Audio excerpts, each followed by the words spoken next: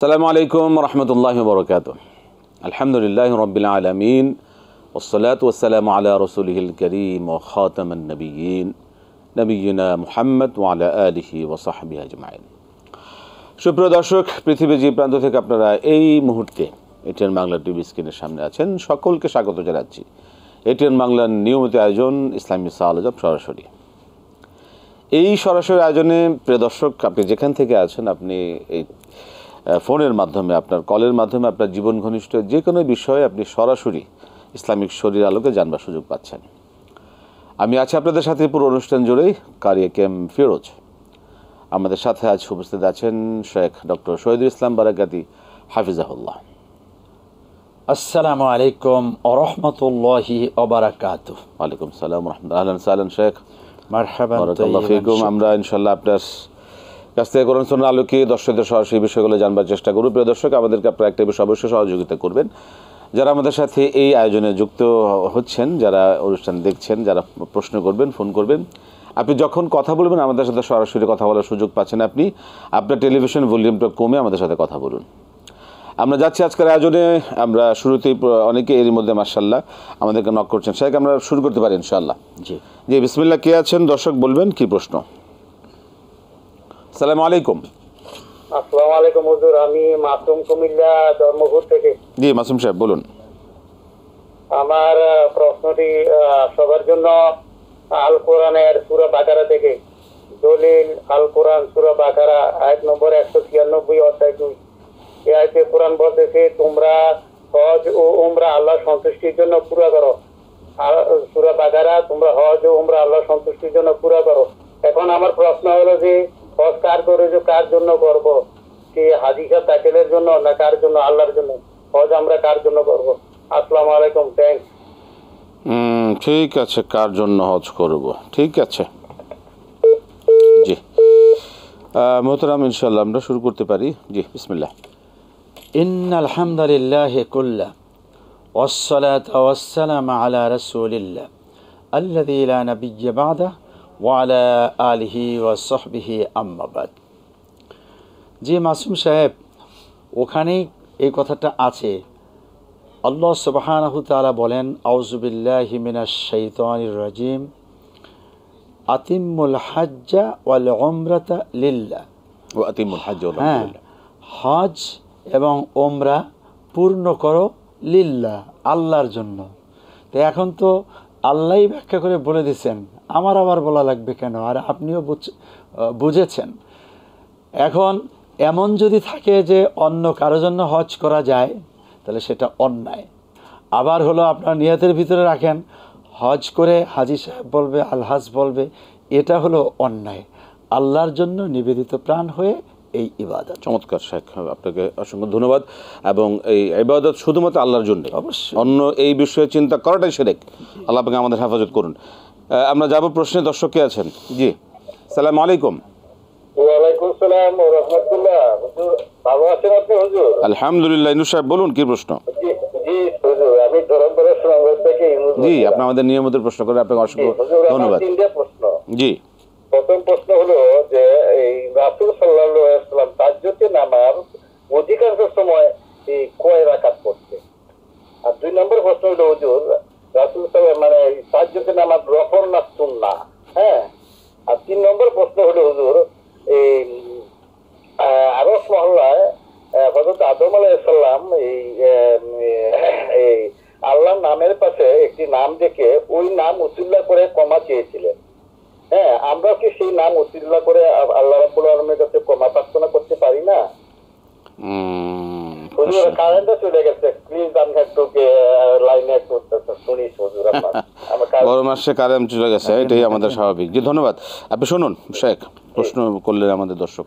জি জনাব, আপনি প্রথমত জানতে চেয়েছেন রাসূলুল্লাহ সাল্লাল্লাহু আলাইহি ওয়াসাল্লাম অধিকাংশ সময় কয় রাকাত তাহাজ্জুদ পড়েছেন? অধিকাংশ সময় 8 রাকাত পড়েছেন। এর সাথে আরও 3 রাকাত যুক্ত করে রাসূল সাল্লাল্লাহু আলাইহি ওয়াসাল্লাম ভিতর শেষ করতেন। হ্যাঁ, এরপরে কখনো পাওয়া যায় রাসূল 19 রাকাত পড়েছেন, 21 রাকাত পড়েছেন, 31 রাকাত পড়েছেন, 39 রাকাত পড়েছেন। এটা হলো যে রাত ভরেই রাসূল সাল্লাল্লাহু আলাইহি ওয়াসাল্লাম এই নফল নামাজে কিয়ামুল লাইলে কাটাতেন।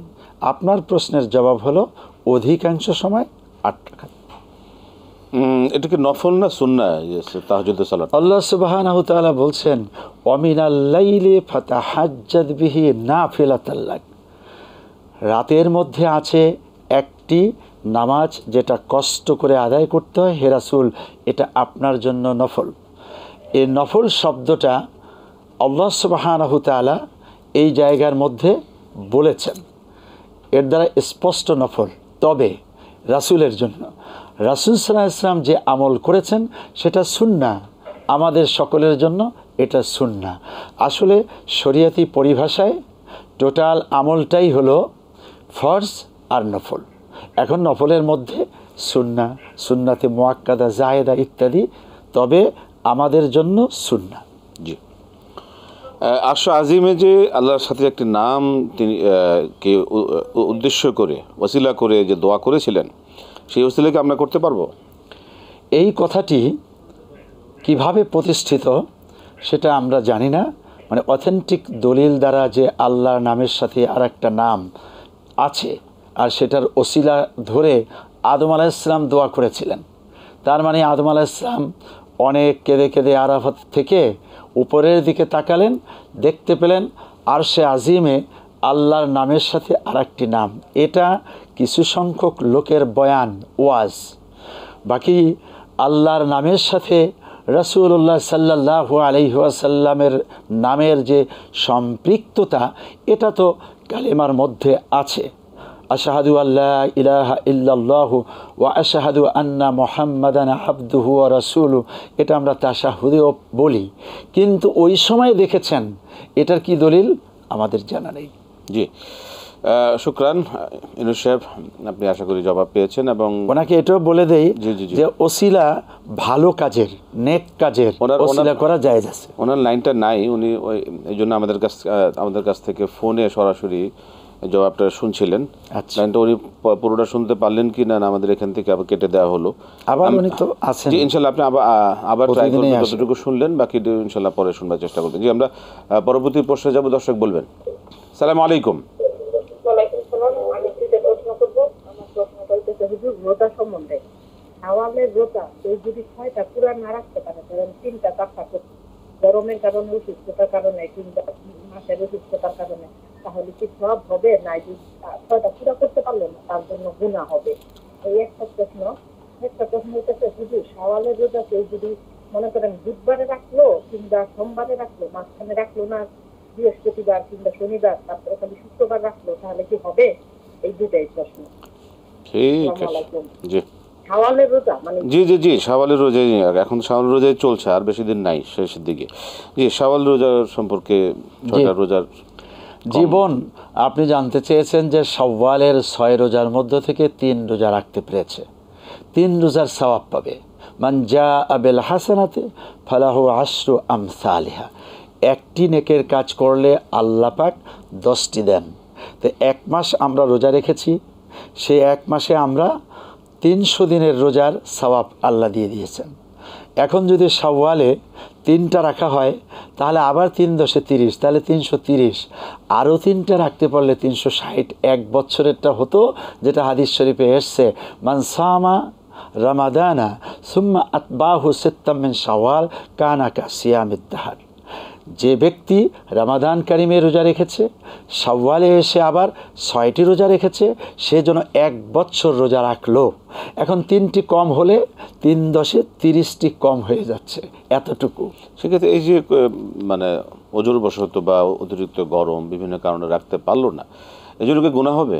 না, গুনাহ তো হবে না, বরং আকাঙ্ক্ষা করেছেন, রাখার জন্য চেষ্টাও করেছেন, সেজন্য বরং আল্লাহ পাক পুরস্কার দিবেন। জি, এটা তো নফল রোজা, সেক্ষেত্রে এটা বাধ্যতামূলক না, গুনাহ হবে না। এই রোজা কি ভেঙে ভেঙে রাখা যায়? বুধবার, সোমবার, মঙ্গলবার, পুরো মাস জুড়ে একটা রাখলেন, 3 দিন পরে আর একটা রাখলেন, আবার একসাথেই রাখলেন, আবার একসাথে 3টা রাখলেন, যে কোনো পদ্ধতিতে এই মাসের মধ্যে রাখলেই হলো, রাখলেই হবে। জি, আলহামদুলিল্লাহ। আমরা যাব পরবর্তী প্রশ্নে। জি, কে আছেন দর্শক বলবেন। আসসালামু আলাইকুম। ওয়ালাইকুম আসসালাম। দেখেন তো মসজিদের বারান্দায় ফরজ নামাজ আকামত দিয়ে নামাজ পড়া যাবে কিনা? মসজিদের বারান্দায় মসজিদের বারান্দায় আকামত দিয়ে জামাত পড়া পড়া যাবে কিনা? হ্যাঁ, ফরজ নামাজ পড়া যাবে কিনা? ফরজ নামাজ মানে আকামত দিয়ে জামাত করে পড়া। হ্যাঁ, আর সভাপতি বললে যে না যাবে না, মসজিদের বারান্দায় আকামত দিয়ে নামাজ পড়া যায় না। আকামত দিয়ে নামাজ পড়া যায় না, মসজিদ কেন তাহলে? আকামত দিয়ে মসজিদের বারান্দা বলে মসজিদ না, মসজিদ না। হ্যাঁ ঠিক আছে, বারান্দায় আকামত দিয়ে নামাজ পড়া যাবে কিনা? যাবে কি না, ঠিক আছে। জি শুনুন মোহতারাম। জি বন্ধু, বারবারই আপনি বলছেন আকামত আকামত, এটা আসলে শব্দটা ঠিক না, ইকামা। জি, তা আপনি মসজিদের বারান্দায়, কোনো রাস্তায়, মাঠে, যে কোনো জায়গায় আপনি ইকামাত দিয়ে সলাত আদায় করতে কোনো বাধা নেই। এক্ষেত্রে কিছু মানুষেরা এই যে বানিয়ে নিয়েছে, এটা মসজিদে হলে জায়েজ আছে, বারান্দায় জায়েজ নেই। আরে ক্ষেত খামারেও তো মানুষ নামাজ পড়তে পারে, একা হলেও আপনি দিতে পারবেন ইকামা। আবার যদি জামাত হয় 1 জন 2 জন 5 জনকে নিয়ে, তাহলে তো সেখানে আজান ইকামাত দুইটাই দিতে পারবেন। বারান্দায় কেন, সব জায়গায় পারা যাবে। সেক্ষেত্রে কিছু কিছু মসজিদ আছে মোহতারাম, যেটা হচ্ছে যে তারা বলে থাকেন যে মসজিদে জামাত নির্দিষ্ট আছে, সময় আছে, ইমাম আছে, মুয়াজ্জিন আছে, এক জামাত শেষ হওয়ার পর আরেক গ্রুপ এসে যদি এখানে নামাজ পড়তে চায়, সেই ক্ষেত্রে দ্বিতীয় জামাতের ক্ষেত্রে তারা অনেক সময় বাধা সৃষ্টি করেন। বলেন এটা আসলে শরীয়ত দ্বারা কতটুকু প্রমাণিত? এটা দুররুল মুখতার রদ্দুল মুহতারের একটা ফতুয়া আছে। সেই ফতুয়া হলো, মসজিদ যদি এমন হয় যে এই মসজিদের নির্দিষ্ট মুয়াজ্জিন আছে, নির্দিষ্ট ইমাম আছে, নির্দিষ্ট জামাতের টাইম আছে, এই জামাতে যেই লোকগুলো আসবে, এই লোকগুলো এই এলাকার ফিক্সড, বাহিরের কোনো লোক প্রবেশ করতে পারে না। যেমন ক্যান্টনমেন্টের কোনো কোনো মসজিদ এরকম আছে, বাহিরের কোনো লোক আসার সম্ভাবনা একেবারেই নেই, এমন মসজিদে দ্বিতীয় জামাত হবে না। কিন্তু যেই মসজিদগুলিতে অহরহ মানুষ আসতে পারে, যাইতে পারে, আসতে পারে, কিছু লোক এখন এসেছিল, আবার দেখা গেল কয়েকজন এসেই জামাতটা পেল না, এমন মসজিদগুলিতে 1 জামাত 2 3 5 জামাত করতে কোনো অসুবিধা নেই। ওই ওক্তের মধ্যে জামাত করে করে নামাজ পড়বে, এমনকি নামাজ ছুটে গেছে, সলাৎ পরবর্তীতে আদায় করবে। সেই যে ছুটে যাওয়া নামাজ, যেটাকে কাজা বলে, এই নামাজেও জামাত করেছেন রাসূল সাল্লাল্লাহু আলাইহি ওয়াসাল্লাম, জায়গার থেকে সরে গিয়ে দূরে যে সলাত আদায় করেছেন। জি দর্শক শুনলেন, আশা করি এই বিষয়ে আপনার জবাব, কাঙ্ক্ষিত জবাব পেয়েছেন। আমরা প্রশ্নে যাব। যে কে আছেন দর্শক? আসসালামু আলাইকুম। ওয়ালাইকুম সালাম। জি বলুন। বলুন কি প্রশ্ন আপনার? হ্যাঁ, আপনি কি প্রশ্ন করতে চাচ্ছেন বলুন। প্রশ্ন করতে চাইছি এখানে। জি জি, আমি আপনার প্রশ্ন শোনার জন্য বসে আছি, বলুন। আচ্ছা, প্রশ্ন করবো? জি প্রশ্ন বলেন। প্রশ্ন হলো, আমি শুক্রবারে সূরা কাহাফ আমি দূরে ফজর নামাজ পরে পড়ি, এটা কি ঠিক আছে নাকি? এটা আর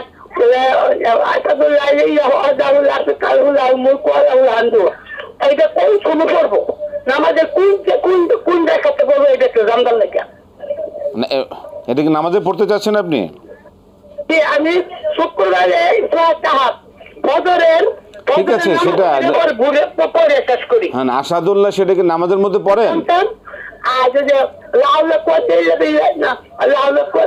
আসাদুল্লাহ ইলাহা ইল্লাল্লাহ,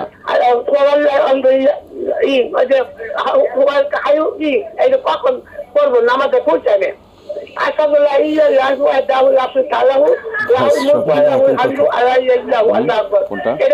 শেষ তো। আচ্ছা ঠিক আছে, আর কোনো প্রশ্ন আছে? জি যথেষ্ট। জি জি মোহতারাম, শুনলেন সূরা কাহাফ। জি মা, আপনি জানতে চেয়েছেন সূরা কাহাফ জুমাবার, শুক্রবার বলবেন না, জুমাবার ফজরের পরে পড়েন, খুবই ভালো। এবং এই সূরাটি যারা জুমাবারে তেলাওয়াত করেন, 1 সপ্তাহ আল্লাহ পাক তাদেরকে আলোকিত করে রাখেন।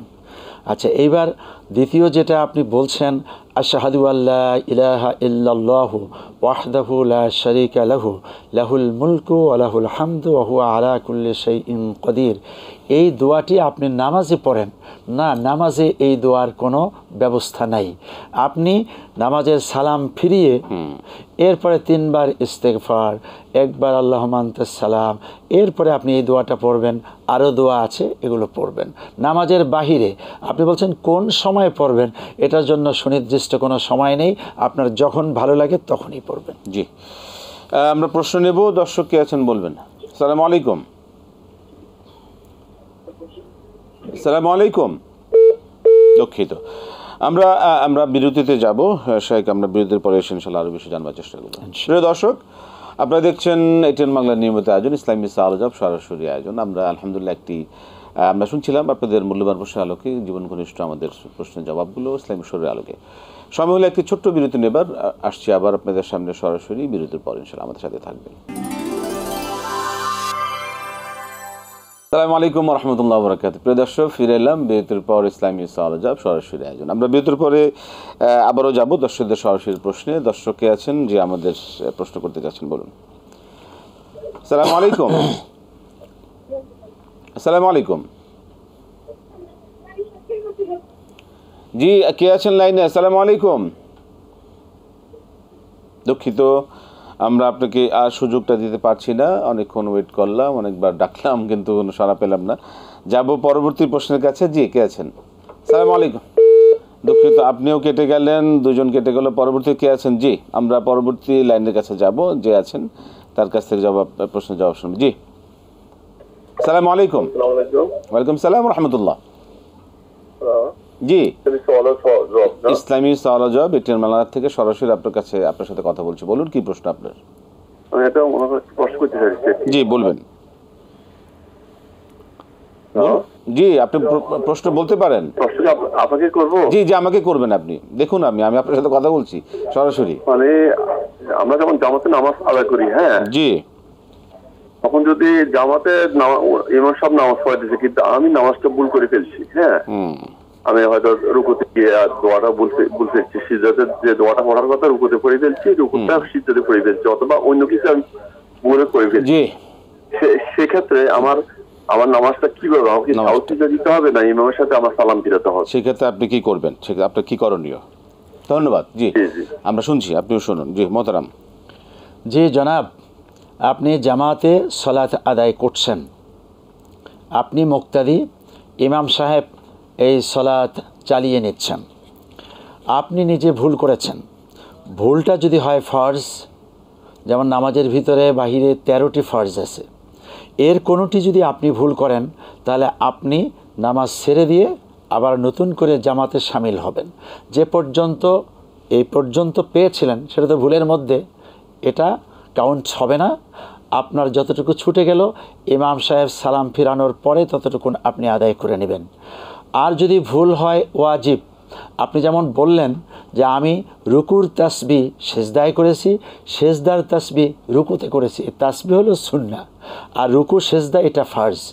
আপনি তাসবিতে ভুল করেছেন, রুকুতে ভুল করেননি। যদি এমন হয় তাহলে আল্লাহ পাক আপনাকে মাফ করে দেবেন। ইমাম সাহেব ভুল করলে সেজদা সাহু আছে, আপনি মুক্তাদি ওয়াজিব বা সুন্নাহ কোনো ভুল করলে আল্লাহ পাক আপনাকে ক্ষমা করবেন, কারণ আপনি এখন তো আর একজনের ইতাআতের ভিতরে আছেন, আপনি আলাদা সেজদা সাহু দিবেন না। সেক্ষেত্রে নামাজের যে 13টি ফরজ রয়েছে মোহতারাম, সেক্ষেত্রে কিছু আছে বাইরের ফরজ, কিছু ভিতরের ফরজ। বাইরের ফরজগুলিতে না হলে তো তার মানে নামাজে দাঁড়ানোর সুযোগ নেই। কিন্তু ভিতরের ফরজগুলির মধ্যে যেগুলো রয়েছে 6টি ফরজ, সেই 6টি ফরজের মধ্যে কিছু আছে ইমামের সরাসরি দায়িত্ব, সেখানে মুক্তাদির দায়িত্ব নাই। এই ক্ষেত্রে তার কি করণীয় রয়েছে? মানে যেমন বললেন, হ্যাঁ কিরাত পড়াটা ইমাম সাহেব করবেন, ইমামের দায়িত্ব। সেক্ষেত্রে রুকুতে তো এই ভদ্রলোকের যেতে হবে, কোনো না কোনো কারণে রুকুতে যাননি, সে অচেতন ছিল, হঠাৎ করে চেতনা ফেরার কারণে সে দেখলো যে মাঝ দিয়ে রুকু হয়ে গেছে, ইমাম সাহেব সেজদায় চলে গেছে, ওনার রুকু যদি ছুটে যায় তাহলে এ পর্যন্ত সবটাই ছুটে গেল। মানে ইমামের পিছে যদি এই সেন্স না থাকে, ইমাম রুকু থেকে আমি দাঁড়িয়ে আছি, নামাজের তার নতুন অংশগ্রহণই হলো না। সেক্ষেত্রে নামাজের মনোযোগী হয়ে তার নামাজ শুরু করতে হবে, নামাজ পড়তে হবে। আমরা প্রশ্নে যাব পরবর্তী প্রশ্নকর্তার কাছে। যে কে আছেন বলবেন। আসসালামু আলাইকুম। দুঃখিত, আজকে অনেক লাইনই কেটে যাচ্ছে, আমরা দুঃখ প্রকাশ করছি যারা লাইন পাচ্ছেন না। পরবর্তীতে কে যে পাচ্ছেন, যে আমরা লাইনে যাব, প্রশ্নে যাব। জি, কে আছেন লাইনে, বলবেন। যে আমরা প্রশ্ন নিচ্ছি। আসসালামু আলাইকুম। আসসালামু আলাইকুম। ওয়ালাইকুম আসসালাম। জি, বলবেন কে, আপনি কি প্রশ্ন করতে চাচ্ছেন?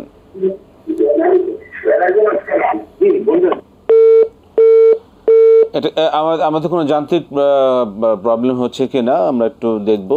দায়িত্বশীল যারা আছেন, অনেক লাইনে তারা যোগাযোগ করে কেটে যাচ্ছে কেন, আমরা পরবর্তী প্রশ্নের কাছে যাব। জি, কে আছেন দর্শক, বলবেন। ওয়ালাইকুম সালাম রহমতুল্লাহ। জি জি, আপনি আপনার টেলিভিশনের ভলিউমটা কমিয়ে প্রশ্ন বলুন। জি, ইসলামিক আমি আপনাদের বলছিলাম। হ্যাঁ, ইসলামী সাওয়াল জব থেকে বলছি। আপনি আপনি কোনো প্রশ্ন থাকলে বলতে পারেন।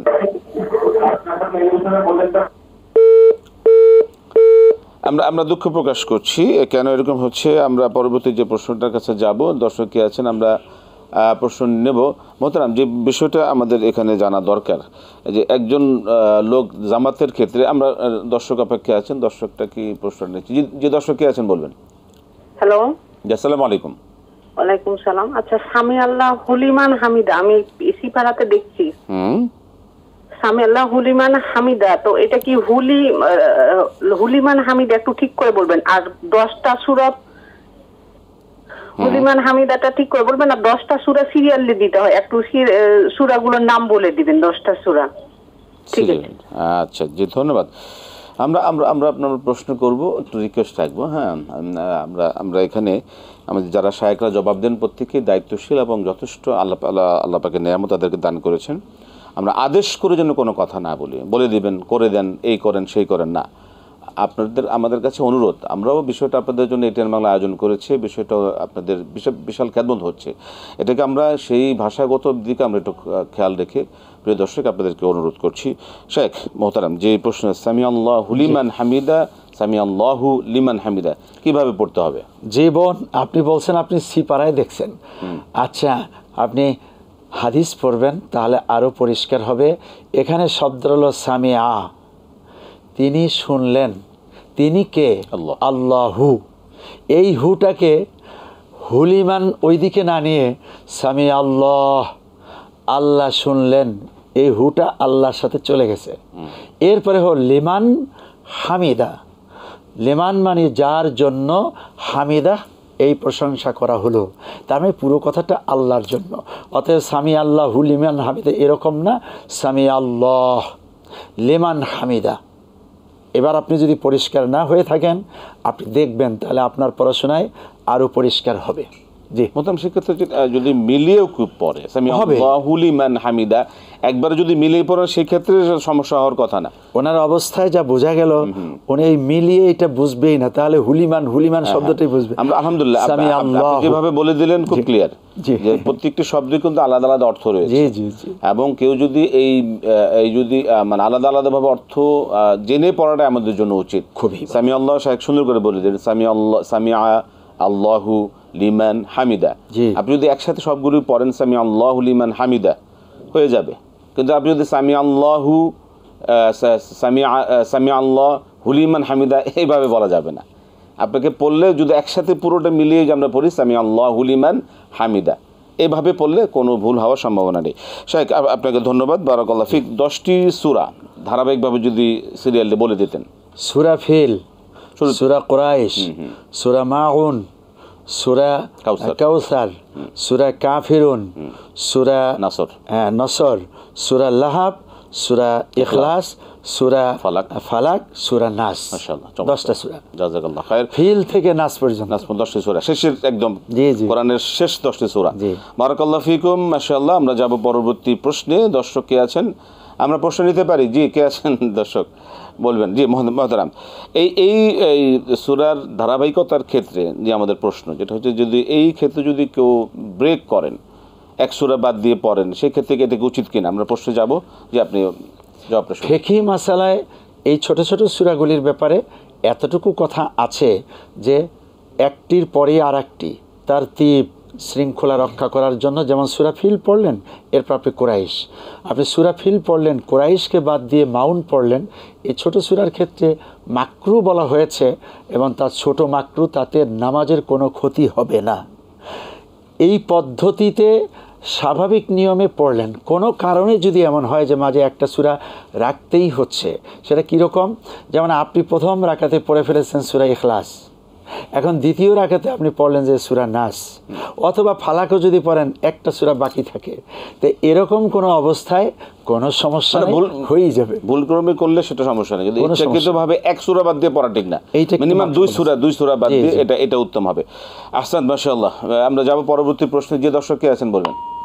দুঃখিত, আমরা আজকে অনেকেই মিস করছেন আমাদের, আমরা দুঃখ প্রকাশ করছি। পরবর্তী প্রশ্ন মোতাম, এই সেই ক্ষেত্রে বড় আয়াত ছোট আয়াত এই বিষয়ে প্রশ্ন জানবো। দর্শকের মধ্যে আবার অপেক্ষা আছেন। যে দর্শক বলবেন। ওয়ালাইকুম সালাম রহমতুল্লাহ। জি বলবেন, কি প্রশ্ন? জি, আমার প্রশ্ন হলো,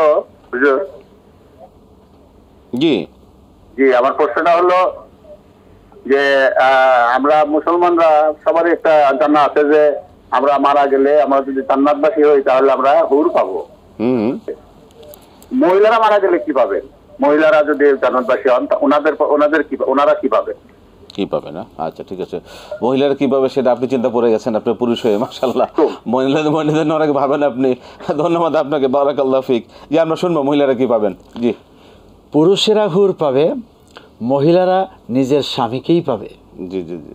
এবার যদি নিজের স্বামী বেহেশতে না যায়, তাহলে বেহেশতে গিয়েছেন এমন পুরুষ, তার সাথে তার বিবাহ আল্লাহর পক্ষ থেকে হয়ে যাবে। অতএব মানে হুরদের তিনি একদম মানে সর্বোচ্চ সর্দার থাকবেন। দুশ্চিন্তার কোনো কারণ নেই। প্রথম হলো পাওয়াটা আল্লাহ ব্যবস্থা করেই দিবেন। যেই পুরুষের সাথে তার ব্যবস্থাটা আল্লাহ করে দিবেন, জোড়া বানিয়ে দিবেন, সেই পুরুষ পাওয়ার পরে তার কলিজায় আর কোনো দুঃখ, বেদনা, আফসোস, আক্ষেপ, ওই স্বামী পেলাম না কেন, এমনটি থাকবে না বেহেশতের মধ্যে। এরপরে হলো, মনে করছি যে আমরা তো 70 অথবা 1000, 10,000, 50,000 হুর পাবো, মহিলারা কয়টা জামাই পাবে? আরে জামাই একটা পেলেই যথেষ্ট, আর একটাই তিনি এত খুশি হবেন, আর চিন্তারই কোনো কারণ নেই। দুনিয়ার বিচারটা যদি এরকম বুঝি, একজন বাদশাহ আর একজন রানী। বাদশাহ জীবিত থাকা অবস্থাতে, রানী তো বাদশারই বউ, বাদশার রাষ্ট্রপুরা। এ অবস্থাতে রানীও কিন্তু গর্ব করে বলেন এ রাষ্ট্র আমার। ওখানেও রানী হিসাবে থাকবেন স্ত্রীগণ, যে যার স্ত্রী হোক না কেন। কেন? হাজার হাজার লক্ষ লক্ষ হুর, এরা খেদমত করবেন, বাদশারও করবেন, রানীরও করবেন, আর নতুন করে আর একটি পুরুষ পেতে হবে এমন চিন্তা আসবে না। আল্লাহ সুবহানাহু ওয়া তাআলা সেভাবে তার মাইন্ড সেট আপ, জি জি, পরিবেশ যেভাবে ডিসিপ্লিন হয়, যেভাবে শৃঙ্খলা থাকে, সেভাবে ব্যবস্থা করে দিন। আলহামদুলিল্লাহ।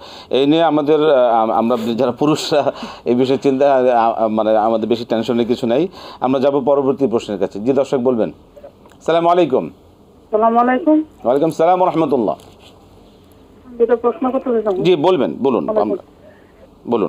গত প্রশ্ন করেছিলাম যে নফল রোজা ভেঙে ফেলে রোজা পরবর্তী করতে হবে, যদি উত্তর দিল। এখন মনে করেন শাওয়ালে 6টা রোজা, আমি একটা ভেঙে ফেলছি, আমি তো 6টা পূর্ণ করতেছি, তাহলে এই নফল ভাঙ্গা রোজাটা কিভাবে করবো? বা সোমবার বৃহস্পতিবারে যারা রোজা রাখে, তারা যদি রোজাটা রাখে ভেঙে ফেলে, তাহলে বাংতি রোজাটা কিভাবে নিয়োগ করতে হবে?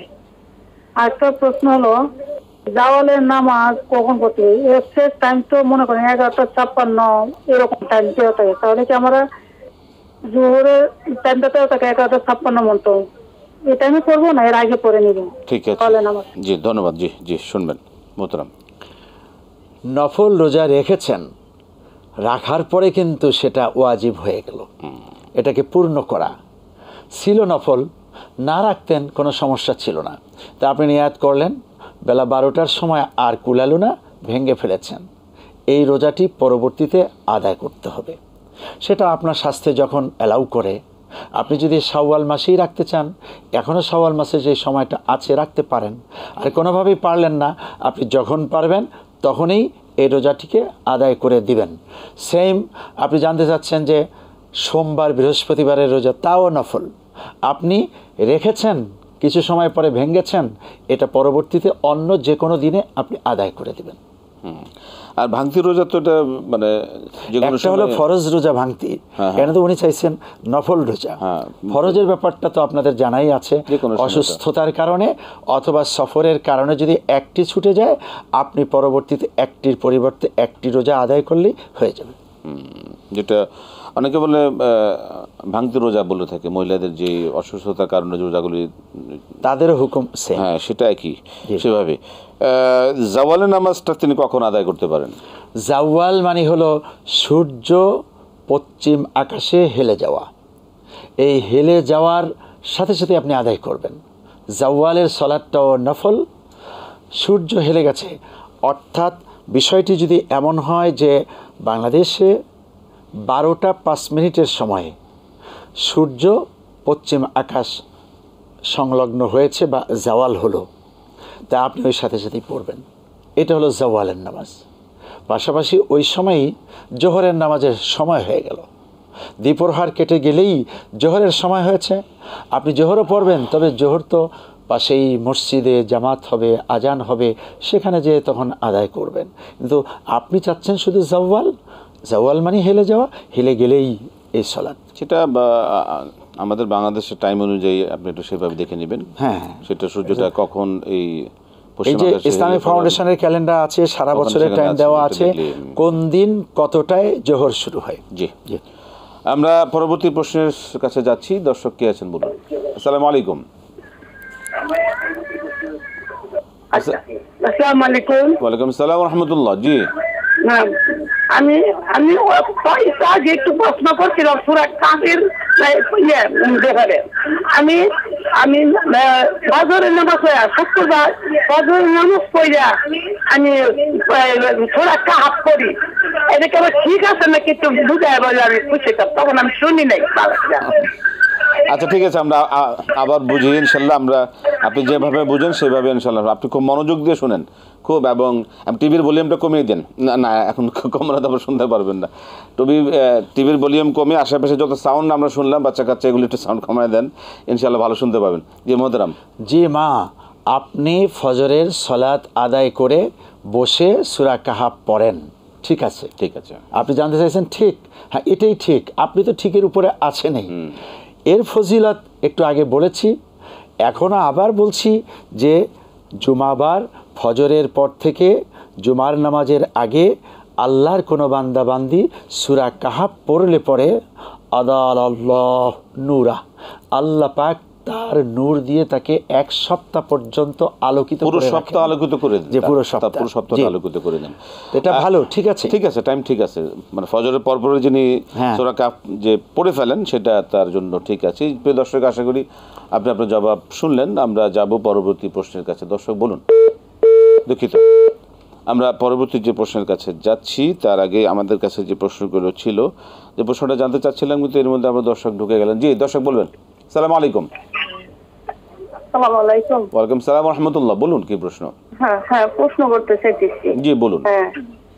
হ্যাঁ, প্রশ্ন করতে চাইতেছি যে আপনার গাইয়া সালাতুদ দুহার নামাজ বুঝছেন 12 রাকাত পর্যন্ত যে রাহে বেলাতে দেখি ঠিক আছে নাকি?